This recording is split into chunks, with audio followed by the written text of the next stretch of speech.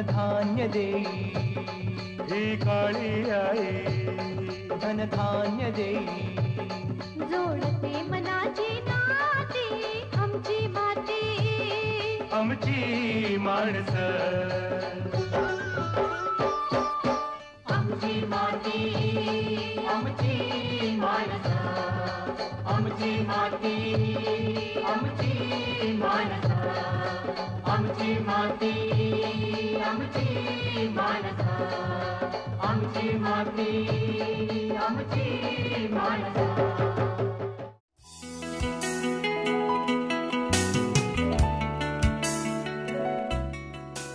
नमस्कार. आमची माती आमची माणसं या कार्यक्रमामध्ये तुमचं सगळ्यांचं मनापासून स्वागत. शेतकरी बांधवांनो, आजचा जो विषय आहे ना तो आहे हरितगृहातील फुलशेती. अर्थातच खास करून हा विषय माझ्या त्या शेतकरी बांधवांना आहे जे जास्त करून फुलशेती करतात. आता बघा की पारंपरिक पद्धत ही आत्मसात करून कायम त्यानुसारच जर तुम्ही शेती करत राहिलात तर मिळणारं उत्पन्न हे वाढत्या मागणीनुसार काहीसं त्याचा समतोल बिघडू शकतो. मग जर का आजकाल आपल्याला आधुनिक तंत्रज्ञानाची जिथे तिथे अगदी उपलब्धता अगदी सहजतेनं आहे, तर अशा वेळी पारंपरिक पद्धत थोडीशी बाजूला सारून आपण जर का त्या आधुनिक तंत्रज्ञानाच्या साहाय्याने आपली फुलशेती विकसित करायचं ठरवलं तर आहे ना नामी योजना. म्हणूनच यावर तुम्हाला संपूर्णच मार्गदर्शन करण्याच्या दृष्टीने आज आम्ही जे पाहुणे आमंत्रित केलेले आहेत त्यांची मी आधी ओळख करून देते. ते आहेत प्राध्यापक नरेंद्र फिरके. नमस्कार सर. नमस्कार मॅडम. महात्मा फुले कृषी विद्यापीठ राहुरी येथे ते काटेकोर शेती विकास केंद्र या अनुषंगाने या केंद्राच्या आधारे त्या केंद्रावर प्रमुख संशोधक म्हणून कार्यरत आहेत. तर त्यांचं आजच्या विषयानुरूप मार्गदर्शन हे तुमच्या सगळ्यांसाठी बहुबोल असंच ठरणार आहे. तर आपण त्यांच्याकडनं जाणून घेऊया की हरितगृहातील फुलशेती म्हणजे नेमकं काय आहे, त्यांनी किती मालाची गुणवत्ता वाढते, पिकाची गुणवत्ता वाढते, किती जास्त फायदा होऊ शकतो, हे सगळं आपण त्यांच्याशी जाणून घेणार आहोत. सर, सगळ्यात आधी मला आश्चर्य या गोष्टीचं वाटतंय की काटेकोर शेती विकास केंद्र असं जे तुम्ही तुमच्या केंद्राला नाव दिलंय, ते हे काटेकोर शेती म्हणजे काय? हां, काटेकोर शेती म्हणजे काय की आपण जी पिकं शेतामध्ये घेतो तर त्या पिकांना पाहिजे तेवढं पाणी, पाहिजे तेवढं खतं किंवा जे काय त्याला आपण इनपुट्स म्हणतो, ती संबंध इनपुट्स आपण त्यांना पाहिजे तेवढंच द्यायला पाहिजेत. जास्तही नको आणि कमी पण नको. तसं केल्याने काय होतं की जेवढे फायदे आपल्याला मिळायला पाहिजेत तेवढे फायदे पिकापासून मिळत नाहीत. आणि म्हणून आपण शेती ही काटेकोरपणे केली पाहिजे. तर त्याच्यासाठीच मग आता काटेकोर शेती संबंधीचं हे आमचं एक सेंटर आहे. आणि याच्यामध्ये मुख्यतः पॉली हाऊस, नंतर शेडनेट हाऊस, प्लॅस्टिक आच्छादने, तसंच ठिबक सिंचन आणि शेततळं या 5 हायटेक कॉम्पोनंटबद्दल आमच्या केंद्रामध्ये संशोधन होतं आणि ते आम्ही संबंध महाराष्ट्रामध्ये पसरवत असतो. म्हणजे त्याचा विस्तार आम्ही करीत असतो. हरितगृह जो आजचा आपला विषय आहे, हरितगृहाची फुलशेती, तर हे नेमकं काय आहे? हरितगृह म्हणजे काय? हरितगृह म्हणजे काय की एक असं बंदिस्त एक घर आहे की ज्याच्यामध्ये आपण झाडं किंवा पिकं वाढवतो. आता पिकांमध्ये आपण फुलशेती घेऊ शकतो, फळभाज्या घेऊ शकतो, भाजीपाला आपण घेऊ शकतो. तर आजचा जो आपला विषय आहे तो फुलशेती संबंधी आहे. आणि हे जे बंदिस्त घर आहे याचा एक सांगाडा असतो. हा सांगाडा मग तुमचा GI पाईपमध्ये बांधलेला असेल किंवा MS अँगलमध्ये असेल, तसंच तो बांबू आणि बल्ल्या याच्यामध्ये सुद्धा तो केला जातो. तर हे कसं आहे की एक बंदिस्त घर बांधून त्याच्यामध्ये आपण ही पिकं वाढवायची आणि एक संरक्षित शेती त्याला आपण म्हणतो. तर अशी ही पद्धती आहे. मग हे जे तुम्ही पॉली हाऊसचं जे म्हणालात, तर पॉली हाऊस हे नेमकं कोणते फायदे असतात त्यांचे, त्याच्या अगोदर त्याचे प्रकार कोणते कोणते? पॉली हाऊस म्हणजे काय की मी तुम्हाला मगाशी बोललो की जे काही सांगाड आपण बांधतो त्याला समजा आपण पॉलीफिल्म लावली, त्याला आपण UV फिल्म म्हणतो. तर ही फिल्म लावल्यानंतर त्याला आपण पॉली हाऊस असं म्हणतो. बरं. समजा या सांगाड्याला आपण शेडनेटचं कापड लावलं तर त्याला आपण काय म्हणूया की शेडनेट हाऊस. तर असे हे 2 मुख्य टाईप याच्यामध्ये येतात. अच्छा. हां. आणि मग ह्याचे फायदे कोणते कोणते? याचे फायदे तसे अनेक आहेत. पहिला फायदा असा आहे की उत्पादन जे मिळतं हे आपल्याला खूपच मिळतं. खूप म्हणजे 3 ते 5 पटींनी म्हणजे आपण समजा तुलना केली उघड्या शेतीशी, अच्छा. तर हे उत्पादन 3 ते 5 पट आपल्याला जास्त मिळतं. बर. आणि जे काही उत्पन्न आपल्याला मिळतं हे उत्पादन हे गुणवत्तापूर्ण असं असतं, म्हणजे त्याला क्वालिटी असते. अच्छा. आणि आपल्याला माहिती आहे की क्वालिटी समजा आपल्या शेतमालाला असेल तर आपल्याला चांगल्यापैकी भाव मिळतो आणि आपल्याला नफा चांगला होतो. केव्हाही म्हणजे उघड्या शेतीपेक्षा जर का 3 ते 5 पटीने अधिक उत्पादन देणारं असं हे जर असेल होय. तर मला वाटतं कोणत्याही शेतकरी बांधवासाठी, खास करून फुलशेती करण्यासाठी हो. अधिक चौकसपणे हा कार्यक्रम बघणं किती गरजेचं आहे. गरजेचं आहे. बरं. तसंच याचा एक आणखी फायदा हां. तुम्हाला मी सांगू इच्छितो की बिगर हंगामामध्ये सुद्धा आपण ही पिकं घेऊ शकतो. अच्छा, म्हणजे म्हणजे विशिष्ट नेहमीच्या हंगाम पद्धती- हवा असं नाही. हां, म्हणजे विशिष्ट हंगाम आपला नेहमीच्या शेतीमध्ये हो लागतो ना. की अमुक अमुक सीझन आला की हीच पिकं लावा, तसं याच्यामध्ये नाही आहे. याच्यामध्ये कसं आहे की आपण कोणत्याही हंगामामध्ये कोणतीही पिकं आपण लावू शकतो आणि ऑफ सीझनमध्ये आपण चांगला नफा मिळवू शकतो. म्हणजे हा खूप महत्त्वाचा मुद्दा सरांनी सांगितला की हंगाम नसताना सुद्धा आपण शेती करू शकतो आणि त्याचा अधिक फायदाही मिळवू शकतो.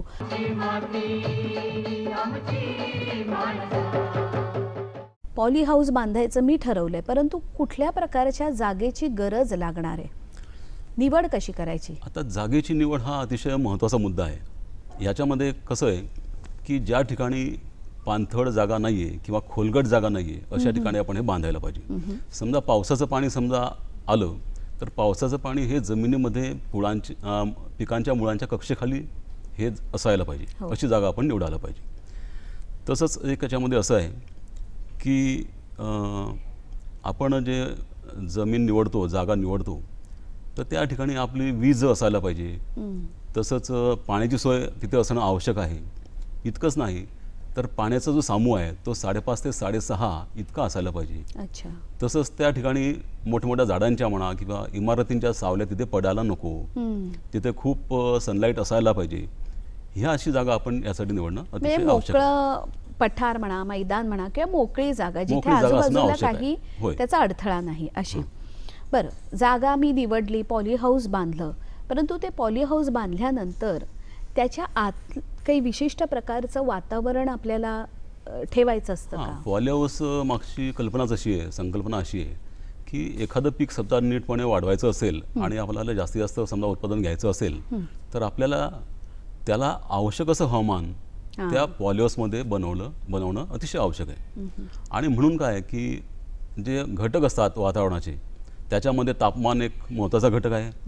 तसंच सापेक्ष आर्द्रता ज्याला ह्युमिडिटी असं म्हणतो आपण, तर ही ह्युमिडिटीसुद्धा त्याच्यामध्ये आवश्यक तेवढीच आपण तिथे आणली पाहिजे. अच्छा. हे 2 घटक खूप महत्त्वाचे आहे. ह्याच्याशिवाय लाईट इंटेन्सिटी याला म्हणतो आपण, ती लाईट इंटेन्सिटी आणि कर्बवायू, हवेतील कर्बवायूचे प्रमाण हे सुद्धा आपण तिथे मेंटेन करू शकतो.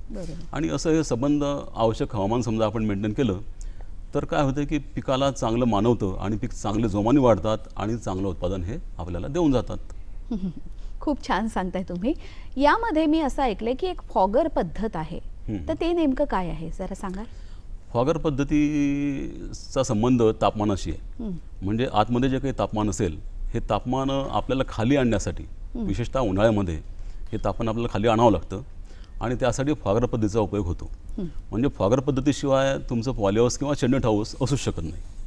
प्रत्येक पॉली हाऊस आणि शेडनेट हाऊसमध्ये आपल्याला फॉगर पद्धती लावणं अतिशय आवश्यक आहे. आणि म्हणून काय होतं की फॉगर पद्धती ही आपण वर टांगलेली असते, म्हणजे शेडनेट जी लावलेली असते त्याच्या खाली ही पद्धती आपण लावतो. आणि ही फॉगर पद्धती जी आहे ह्याच्यातनं सूक्ष्म असे दव किंवा थेंब खाली पडत असतात की ज्याच्यामुळे जवळपास 4 ते 5 अंश सेंटीग्रेड इतकं तापमान कमी होतं. अच्छा. आणि म्हणजे याला तापमानाच्या नियंत्रणासाठी ही फॉगर आपण ही पद्धत लावतो. हां. याच्यानंतर की जसं आपण सध्या बोलतोय ते एकंदर तापमान त्या पॉली हाऊसमधलं कसं असावं या दृष्टीने बोलतोय. होय. तर याशिवाय ज्या वातावरणातल्या घटक मात्रा असतात त्या संबंधी काय सुचवाल, किंवा त्यांचंही एक विशिष्ट असं मापन आहे का? हो हो.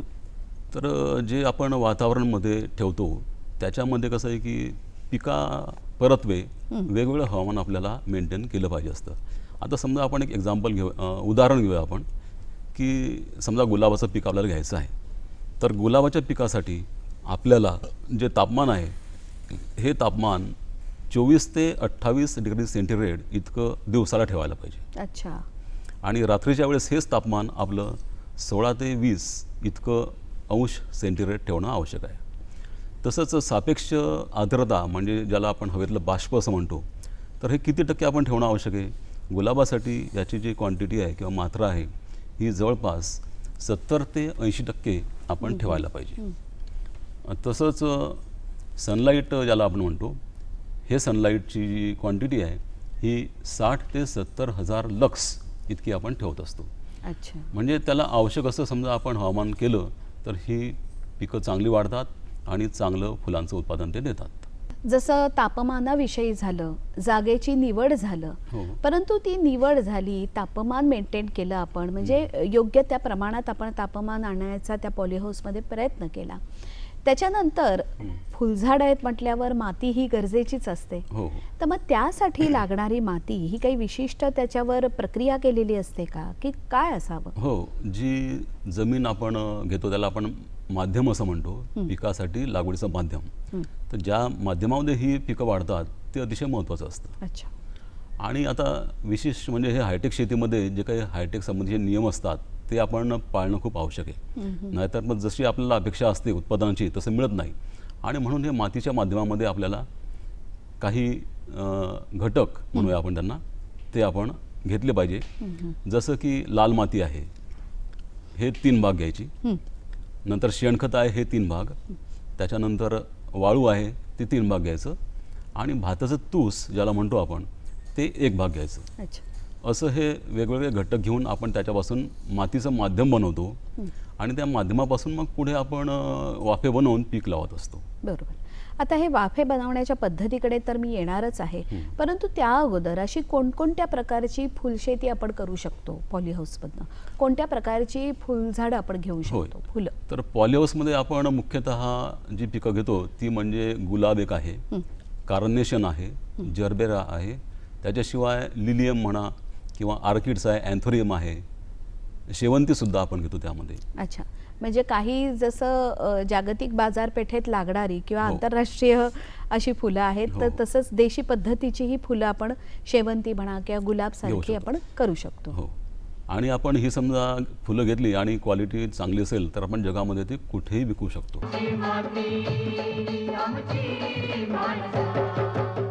मगाशी बोलताना तुमच्या बोलण्यात एक संदर्भ आला की जयसिंगपूरला. हो, जयसिंगपूरमध्ये कसं आहे की तिथे सारे पाटील म्हणून एक शेतकरी आहेत. बरं. तर त्यांचं जवळपास 70 एकर जमिनीवरती पॉली हाऊसेस उभे आहेत. अच्छा. आणि त्याच्यामध्ये फक्त गुलाब केला जातो. अच्छा. हां. आणि हा गुलाब कम्प्लीट एक्सपोर्ट केला जातो, हे विशेष आहे. अच्छा. म्हणजे परदेशातच पाठवला, परदेशामध्ये पाठवला जातो. तर त्याच्यामध्ये खूप मोठा म्हणजे एक आर्थिक फायदा आपल्याला दिसून येतो. सर, हा आर्थिक फायदा निश्चितच, आज त्यांच्याकडे जागा भरपूर आहे त्यामुळे त्यांच्या दृष्टीने त्यांना तो सोपा जातोय. परंतु माझा प्रश्न असा आहे की माझे जे लहान शेतकरी बांधव आहेत की त्यांना करण्याची जिद्द खूप आहे, त्यांना जागा आहे परंतु उपलब्धता फार कमी आहे, मग त्यांच्यासाठी हे हरितगृह फुलशेती कितपत फायदेशीर ठरू शकते? नाही, कसं आहे, हे जे आपण पॉलीहाऊस म्हणतो तर ह्या पॉलीहाऊसची जी कमीत कमी जागा आहे ही 5 ते 10 गुंठे तरी कमीत कमी असावी. अच्छा. एवढी असली म्हणजे ती आपल्याला आर्थिकदृष्ट्या ती परवडते. आणि लहान जे शेतकरी आहेत ते सुद्धा हे लावू शकतात. त्याच्यासाठी शासकीय अनुदानसुद्धा आहे. हो. तर शासकीय अनुदान घेऊन तसंच बँकेचे कर्ज घेऊन ते सुद्धा पॉलीहाऊस बांधू शकतात आणि चांगल्यापैकी फायदा मिळवू शकतो.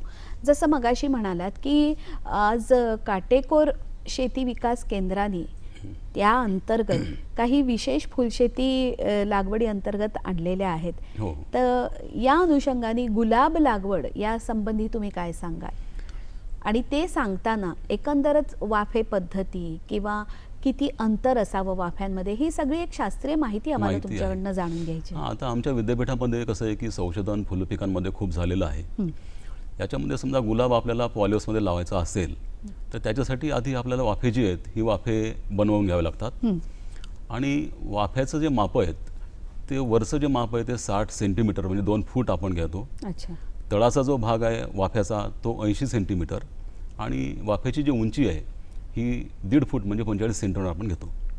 आणि असं केल्यानंतर त्याला आपण 2 ओळीमध्ये एका वाफ्याला आपण लागवड करतो की ज्याच्यामध्ये स्पेसिंग म्हणजे 2 ओळीमध्ये 30 सेंटीमीटर आणि 2 पिकांमध्ये 25 सेंटीमीटर इतकं आपण अंतर अच्छा, घेतो. अंतर घेतो बरोबर. म्हणजे ज्या प्रकारचं फुलशेती आहे, फुलांची निवड आपण करतो हो. त्यानुसार त्याच्यानुसार प्रत्येकाची हे मापं बदलतात, मापं बदलतात. वाफ्याची मापंही बदलतात.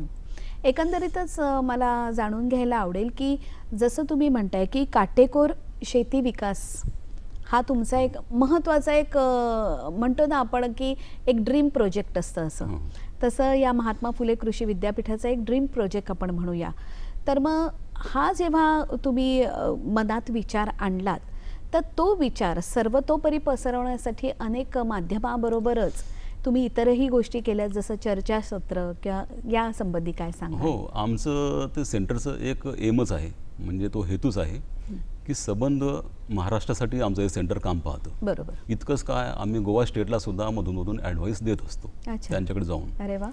आणि आम्ही याच्यासाठी कसं आहे की पॉलिहाऊसमध्ये आपण कोणकोणती पिकं घेऊ शकतो त्याच्यासाठी मागच्या वर्षामध्ये आम्ही एक फुलशेती संबंधीचं नॅशनल लेवलचं सेमिनार आम्ही घेतलं होतं. नॅशनल लेवलवरचा. वा. आणि तसंच आता ह्याच महिन्यामध्ये आम्ही भाजीपाला शेती कशी केली पाहिजे पॉलिहाऊसमध्ये या संबंधी पण एक आम्ही नॅशनल वर्कशॉप आम्ही घेतलेला आहे. अच्छा. म्हणजे आणि कसा होता प्रतिसाद? प्रतिसाद खूपच जास्त होता. म्हणजे अपेक्षा 200 शेतकऱ्यांची होती, बरं. पण आम्हाला 300च्या पुढे शेतकरी मिळाले. अरे वा. खूप त्याच्यामुळे रिस्पॉन्स हा खूपच होता छान. आणि खूपच चांगला अनुभव आम्हाला मिळाला. म्हणजे तुमच्या म्हणण्यानुसार हे शेतकऱ्यांपर्यंत पोहोचतंय आणि आमच्याकडे सुद्धा खूप अनेक शेतकरी हे भेटी देत असतात. अच्छा. त्यांच्या ज्या शंका असतात ते मिटवून घेत असतात. आणि जेव्हा तुम्ही मगाशी आपण एक प्रश्न तुम्ही जसं सांगितलात की गुलाब लागवड जी अंतर्गत काटेकोर विकास केंद्राअंतर्गत तुम्ही काही जी पिकं हे केलेली आहेत त्याच्या शिफारसी कोणकोणत्या आहेत? हां, आता आमचं जे काटेकोर शेती विकास केंद्र आहे याच्यामध्ये सुद्धा आम्ही फुलपिकामध्ये अनेक संशोधन केलेलं आहे. त्याच्यामध्ये मुख्यतः झाडांची संख्या किती घ्यायला पाहिजे एका चौरस मीटर भागामध्ये त्यासंबंधी संशोधन आहे. अच्छा. तसंच पाण्याचं नियोजन कसं केलं पाहिजे ठिबकमधून, हां. आणि ठिबकमधूनच खताचं व्यवस्थापन आपण कसं केलं पाहिजे ह्या हे संबंधीचं जरा आमचं संशोधन विस्ताराने आम्ही कसं केलं. सांगाल? म्हणजे हां. ठिबक सिंचन पद्धत यामध्ये लागणारी कितपत गरजेची आता आणि समजा उपयुक्त आपण आहे? एक पीक समजा आपण घेतलं, जसं की जरबेरा एक फुलपीक आहे, बरं. अतिशय महत्त्वाचं फुलपीक आहे आणि बहुतेक लोक ते घेतात. तर त्याच्यामध्ये आम्ही असं संशोधन केलं आहे की 30 सेंटीमीटर बाय 30 सेंटीमीटर ह्या अंतराला समजा आपण लावले तर त्याच्यापासून जास्तीत जास्त फुलं आपल्याला मिळतात. अच्छा. हां, तसंच पाण्याच्या बाबतीत सांगता येईल की पाणी नियोजनामध्ये पाणी केव्हा द्यावे, कसं द्यावे आणि किती द्यावे ह्या 3 गोष्टी अतिशय महत्त्वाच्या असतात. आता कसं द्यावं ते म्हणजे पाणी देताना ते ठिबक सिंचनाने द्यायचं. अच्छा. आता ठिबकमध्ये कोणती पद्धत आपण घ्यायला हवी, तर ठिबकमध्ये आपण इनलाईन पद्धती जी आहे ती आपण घ्यायला पाहिजे की ज्या पद्धतीमध्ये एक फुटावर होल असतं आणि त्याच्यातनं पाणी येत असतं. अच्छा. आणि हे जे पाणी आहे हे 2 लिटर तासाला पेक्षा कमी इतकं असायला पाहिजे. अच्छा. तासाला 2 लिटर पेक्षा पण फक्त कमी? हां, कमी असायला पाहिजे. म्हणजे आपण कमी वेगाने पाणी देत असतो. बरोबर. आणि हे पाणी किती दिवसांनी द्यायचं, तर आपण दररोज म्हणजे डेली पाणी आपण द्यायला पाहिजे असं आमचं संशोधन आहे. इतकंच नव्हे तर एखाद्या ठिकाणी बाष्पीभवन समजा अमुक मिलीमीटर असेल तर त्या दिवसाला शेतकऱ्यांनी किती लिटर ML मध्ये पाणी द्यायला पाहिजे हे आम्ही काढलेलं आहे. म्हणजे जसं बाहेरचं वातावरण आहे त्यानुसार आतल्या पाण्याची व्यवस्थापन कसं असावं हो. याचंही तुम्ही हो, म्हणजे बाहेर जे काही बाष्पीभवन असेल हो. त्याच्यावर अवलंबून आतमध्ये आपण किती पाणी द्यायला पाहिजे बरोबर. हे संशोधन आम्ही केलेलं आहे. आता एक खतासंबंधी पण हां. त्याच्यामध्ये सुद्धा आम्हाला 20% खताची बचत दिसून आलेली आहे. आणि त्याचा जो काही खताचा डोस आहे हां. तो सुद्धा आम्ही मग तो लोकांपर्यंत कसा पोहोचवलेला आहे. विशिष्ट डोस आहे का काय परत तो वेगवेगळ्या फुलशेतीनुसार असतो? आता हे जे आहे की पीक बदललं म्हणजे डोसही बदलतो. तर त्याच्यामध्ये कसं आहे की NPK डोस जो असतो हा डोस आपण ठिबकमधून एका आठवड्याला द्यायचा असतो. अच्छा. हां, असे एकूण 52 आठवडे असतात वर्षामध्ये. तर 52 स्प्लिटमध्ये म्हणजे 52 वेळेस आपण हा डोस देत असतो. अच्छा. आणि त्याच्यामुळे काय होतं की पिकाचं जे उत्पादन आहे म्हणजे फुलं आहेत तर ही फुलं आपल्याला जास्तीत जास्त मिळतात. आता याच्याशिवाय कार्नेशन जे काही फुलपीक आहे त्याच्यामध्ये किती अंतर आपण ठेवायला पाहिजे, तर 2 ओळीमध्ये 15 सेंटीमीटर आणि 2 जे फुलपिकं असतात त्याच्यामध्ये पुन्हा 15 सेंटीमीटर अशी समजा आपण लागवड केली तर आपण चांगल्यापैकी उत्पादन घेऊ शकतो, फुलांचं उत्पादन. निश्चितच. फुलं म्हटलं की नाजूकपणा आहेच हो. त्या फुलांचे, म्हणजे विशेष प्रकारे काळजी घेणं अतिशय गरजेचं आहे. खास करून कुठलेही त्याच्यावर रोगजंतू किंवा कीड लागू नये या संदर्भात काय सांगाल तुम्ही? आता कशा कीड लागू नये पद्धतीची म्हणून काळजी आपण घ्यायची? कशी की काळजी केली पाहिजे आपण, म्हणजे चहूबाजूला आउटसाईडला स्वच्छता आपण ठेवली पाहिजे. तसंच आतमध्ये जास्त माणसं जाता कामा नये. पॉलीहाऊसमध्ये कमीत कमी लोकांनी आत जावं. अच्छा. आणि जाताना सुद्धा आपले जे पाय असतात हे पाय निर्जंतुक करून आपण आत जायला पाहिजे. अच्छा. म्हणजे कसं की आपल्या पायासोबत काही जंतू असतील तर ते सुद्धा आतमध्ये जाऊ नयेत. आतमध्ये गेलं म्हणजे काय होतं की आतमध्ये जे हे असतं हवामान ते सुद्धा खूपच म्हणजे जंतू वाढण्यासाठी म्हणजे पोषक असतं. तर त्याच्यामुळे कसं आहे की आपण आतमध्ये कमीत कमी लोकांनी जाणं आवश्यक असतं. म्हणजे जसं एखाद्या बाळाच्या आपण हॉस्पिटलमध्ये जातो हो. जिथे बाळं ठेवलेली आहेत अनेक, त्यामुळे अतिशय काळजीने आपण दक्षता घेऊन त्या बाळाला बरोबर. हाताळायला हो, जात हो. असतो.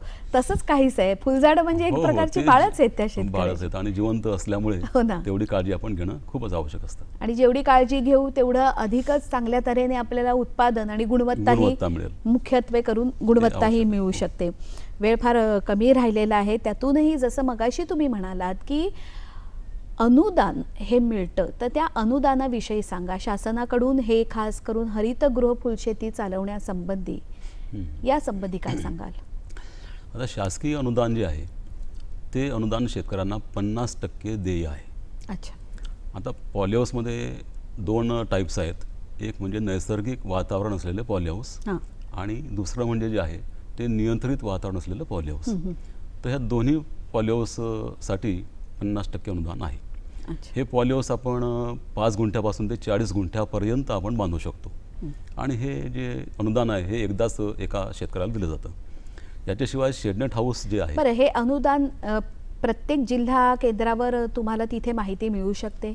हो हो, प्रत्येक जिल्ह्याला जे जिल्हा कृषी अधिकारी असतात त्यांच्या मार्फत ह्यांच्या ज्या प्रपोजल असतात अनुदानाचे हे पुढे राष्ट्रीय जे अभियान आहे फलोत्पादन अभियान, हो, तर त्यांच्या मार्फत हे पुढे अनुदान त्यांना मिळत असतं. साधारण हा जो कालावधी आहे, एक मी माझा अर्ज पाठवला, मला असं अनुदान हवंय, तर एक साधारण लागणारा कालावधी हा किती असेल? कालावधी कसं आहे की समजा शासनाकडे अनुदान उपलब्ध असेल तर ते तात्काळ त्यांना दिलं जातं. बरं. म्हणजे कसं आहे की त्यांनी आधी ते बांधून घ्यायचं असतं सगळं, पॉली हाऊस आणि शेडनेट हाऊस. त्याच्यानंतर मग प्रपोजल पास झाल्यानंतर हे जे निधी असतात सबसिडीचे किंवा अनुदानाचे हे तात्काळ त्यांना त्यांच्या नावावर जमा होतात. अच्छा. बरं, जाता जाता एक अजून महत्त्वाचं की आज अनेक प्रश्नांची उकल तुम्ही केलीत. नेमकं हरितगृह म्हणजे काय आहे सांगितलं, किंवा त्याचे फायदे काय आहेत, उत्पादन क्षमता कशी वाढवू शकतो, कशी पद्धतीने काळजी घ्यायची, हे सगळं आपण विस्ताराने बोललो. तरीसुद्धा अनेक माझ्या बांधवांना काही शंका असतील, काही प्रश्न मनामध्ये असतील, तर मग त्यासाठी कुठे त्यांनी संपर्क करावा? आता त्याच्यासाठी कसं आहे की आमच्या महात्मा फुले कृषी विद्यापीठामध्ये काटेकोर शेती विकास केंद्र जे आहे आमचं, तर तिथे कोणीही शेतकरी केव्हाही म्हणजे संपर्क साधू शकतो आणि त्यांना जी आवश्यक माहिती आहे ती माहिती आम्ही त्यांना सहजपणे फोनवर म्हणा किंवा प्रत्यक्षामध्ये त्यांनी भेट दिली तर आम्ही त्यांना देऊ शकतो. तसंच ह्याच्याशिवाय आणखी पुण्यामध्ये आमच्याच विद्यापीठाचं एक हायटेक सेंटर आहे. बरं. तर या हायटेक सेंटरला सुद्धा अनेक फुलपिकांचे कल्टिवेशन म्हणजे लागवड केली जाते. आणि तिथे सुद्धा त्यांच्याकडे त्यांच्या संबंधीच्या ज्या पॅकेज ऑफ प्रॅक्टिस म्हणतो आपण, तर त्यासुद्धा उपलब्ध आहेत. तिथे त्यांनी संपर्क साधावा म्हणजे त्यांना ती माहिती सहज उपलब्ध होईल. निश्चितच. जाता जाता सरांनी खूप मोलाचं असं एक माहिती दिलेली आहे आणि त्यांनी सांगितलेलं आहे की महात्मा फुले कृषी विद्यापीठ राहुरी येथे तर तुम्ही संपर्क करू शकताच, याशिवाय पुण्याला सुद्धा त्यांचं एक हायटेक सेंटर आहे, तिथेही तुमच्या काही शंका असतील तर तुम्ही त्यांच्यापर्यंत पोहोचवू शकता आपल्या शंका. काय हरकत आहे ना की जर का तुम्हाला एखादं फुलपीक तुम्ही काढायचं म्हणताय आणि त्याच्यात जर का तुम्ही असा आधुनिक तंत्रज्ञानाचा वापर केलात तर मिळणारी उत्पादनता आणि उत्पादकता त्याचबरोबर गुणवत्ता ही जर अधिक पटीने, जवळजवळ जसं सरांनी सांगितलं की 3 ते 5 पटीने उत्पादन हे उघड्या शेतीपेक्षा पॉलीहाऊसमध्ये जर फुलशेती केली तर मिळू शकतं. तर मग अधिक फायदा जर थोडं अधिक विचार करून, अधिक काटेकोरपणे करून जर तुम्ही केलात तर मला वाटतं भविष्यात तुम्हाला तुम्ही तयार करणारी फुलशेती ही अधिकाधिक चांगली असेल आणि ह्याच अपेक्षांसह आज इथेच थांबूया. सर, तुम्ही इथे आलात, इतकं चांगलं छोटेखानी का होईना ह्या मार्गदर्शन पण तुमचं खूप अमूल्य असं दिलं, त्याबद्दल मी तुमचे आभार मानते. धन्यवाद. धन्यवाद.